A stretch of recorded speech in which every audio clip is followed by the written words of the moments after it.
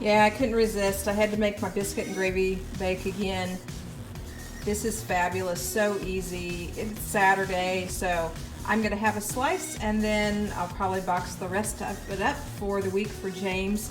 And it is on the green plan. It is 8 Weight Watchers points for that huge serving. This whole container, I cut it into six pieces and really nice size breakfast. Hi there everybody. So I am ready to get ready for my Easter dinner. And so I just got out of the shower, don't even have my hair on or makeup yet. And today's just gonna be a Saturday that I get ready for tomorrow. And so I am planning on filming a few different things. I don't know if I'll use this footage or not, but I will make those scalloped potatoes for tomorrow. And so I'm prepping those ahead of time, and then tomorrow I'll just bake them when I get to Bob's house. So anyway, come along with me today. I need to run to the grocery store. I need to pick up a few items, containers for some of the foods that I'm gonna take with me over to Bob's house tomorrow. And then James just texted me, and he's of course in the office because it's Saturday and he's really behind because yesterday I pulled him for several hours with our house inspection. And so he's trying to get caught up today, and then I'm gonna meet him over at the office at 5 o'clock, and then we're going to Nebraska Furniture Mart to look at some items for the house. I think I wanna do some extra cabinets in the interior kitchen across from the cabinets that are already existing. And James has an idea for renovating one of the downstairs bedrooms into a closet for us. So we need to look at shelving and things like that. And you know, just fun things. We do want a new kitchen table for our upstairs dining area in the new house. And the last time we bought a kitchen table, well, obviously here we don't have a kitchen table. We have an island. So right now we don't have a kitchen table that will work at all. We have a small pub table, but we don't want that for the new place. So we are on a mission to look for a dining room table. So we're excited about that, and might go with a few different little color schemes than we haven't used before in the new house. So we'll be looking at those types of things today. So I may shoot a little video to go along with that while I do my Easter meal prep for tomorrow. So we'll see, and I probably will get some hair on. So I'm boxing up some leftovers that I still have in the fridge, and I'm gonna take it to James in the office today for next week. So that's that enchilada pasta casserole. We still have a ton of it left, so he's getting that. He chopped up some, one of the nights we went out to eat, we had some chicken strips that I didn't eat all of them, of course, and he chopped those up. And then got 2 of the pancake bakes left, so he's getting those. And then 1 of the pizza casseroles. So he's gonna be in good shape for leftovers at the office for the next several days. So I'm not gonna meal prep ahead of time for him for this work week. I'm just shipping all these to him. Okay, I am getting ready to make my scalloped potatoes. So here is the secret that my stepmom Judy taught me a long time ago. For scalloped potatoes, in order to make sure that they're cooked all the way through, it is easier if you pre-boil or you pre-cook the whole potatoes for a little bit and then cut them into the thick slices. That way, when they go in your dish and they go in the oven, your potatoes are pretty much already cooked. I hate getting scalloped potatoes when the potatoes aren't tender and soft and they're still crunchy. Blech. So now a little trick that I learned when I bought my Instapot was that I could save me some time and some mess on my stove by doing my whole potatoes that are cleaned in the Instapot for 4 or 5 minutes with 1 cup of water, and then they would be cooked just the right amount to go in and cut up for the scalloped potato recipe. Now today I have actually a little bit over 4.5 pounds of potatoes. This recipe calls for 3 pounds of potatoes, makes 8 serving size, but I'm making it ahead for Easter, so I'm gonna do a little bit bigger portions So when I talk to you from now on, I'm just going to use the portions for making it for the regular recipe, which I will link in the description box below, because the rest of the ingredients and the preparation, I pretty much follow the recipe, but this is that secret step that makes this wonderful. So I have in here typically 3 pounds of cleaned potatoes. Now today I'm going to use the Yukon Gold. That's just what I had, and I went ahead and cleaned those. Secret tip on Yukon Gold potatoes, you can leave the skins on if you want to. And in my scalloped potato, or in my mashed potato recipe, I do. But for scalloped potatoes, and we're going to Easter, I want it to look a little bit nicer on my presentation. So I went ahead and peeled these. 3 pounds basically goes in here, and I'm going to cook them, high pressure cook them for 4 minutes with 1 cup of water.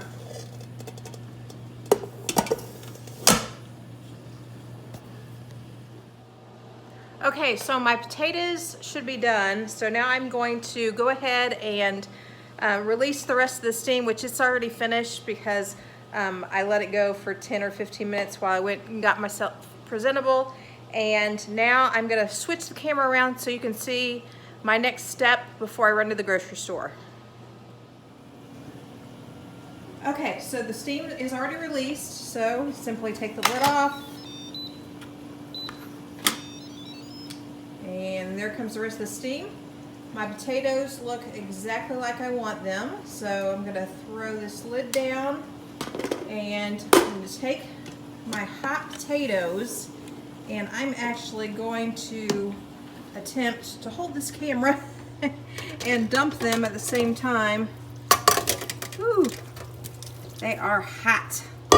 Okay, so while I go to the grocery store, I'm gonna let these cool off, and then once they're cool, I'll slice them up.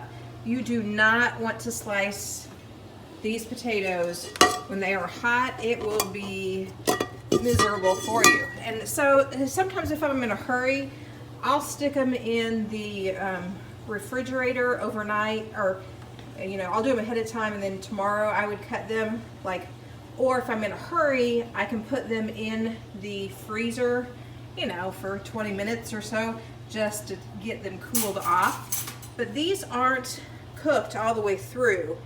So as your fork kind of goes in, it stops. So they're still pretty firm. And when I first learned this trick of how to do these, I actually boiled them on the stove top in a pot of water. The problem was I would always forget about them, and they'd boil too long, and then I'd end up with mashed potatoes, which you don't want mashed potatoes.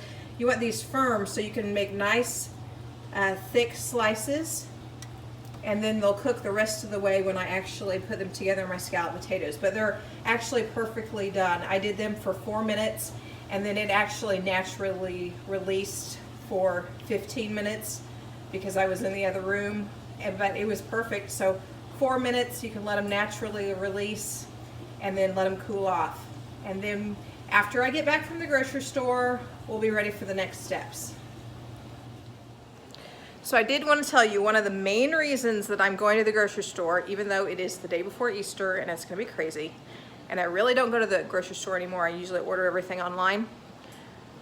I am going to, instead of making Texas dessert or chocolate eclair, which are 2 of my favorite dessert recipes and everyone loves them, including me, I'm gonna just buy a chocolate silk pie because they love that too, and I can take it or leave it. So I'm gonna go ahead and buy my dessert this year so I won't be tempted, and they will love that too. So that's really why I'm going to the grocery store. So hopefully, cross my fingers, they have some of the pies.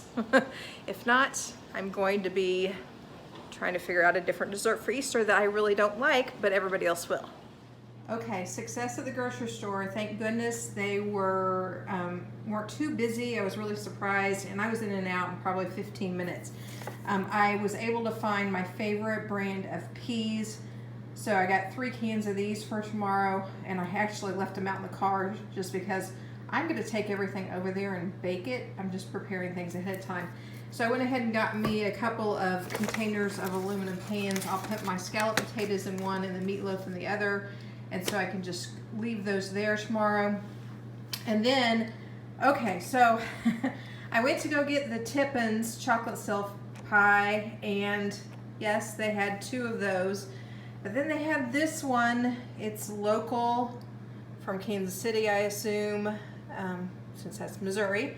And of course it was twice as much, but it looked delicious. So, you know, then I think that was stupid, Jenny, for you to do that, because now you want a piece, and they would have been fine with the other one that we always have. So, okay, whatever. I splurged. It's for Easter tomorrow. I don't know if I'll have any or not, but anyway, so that's the dessert I'm gonna take.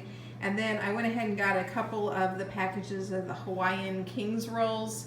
They'll love those. So those sweet Hawaiian rolls. So success at the grocery store. Now I can continue making my food for tomorrow. Okay, so I'm ready to assemble. And again, I am making these for tomorrow, so I am not gonna actually bake them today, but I'm gonna get them all ready, and then I'll pop them in my refrigerator, and then tomorrow I will get them out for Easter and bake them probably for an hour, since they'll be really cold. They'll take a little bit longer than normal, but sprayed my pan with Pam, and then I'm just gonna take half of the potatoes, and I'm gonna layer those. And you can kind of see, I kind of tilt them up. And the reason I do that is so that the cheesy goodness kind of melts down in between them. And again, I'm making a huge pan of these this time.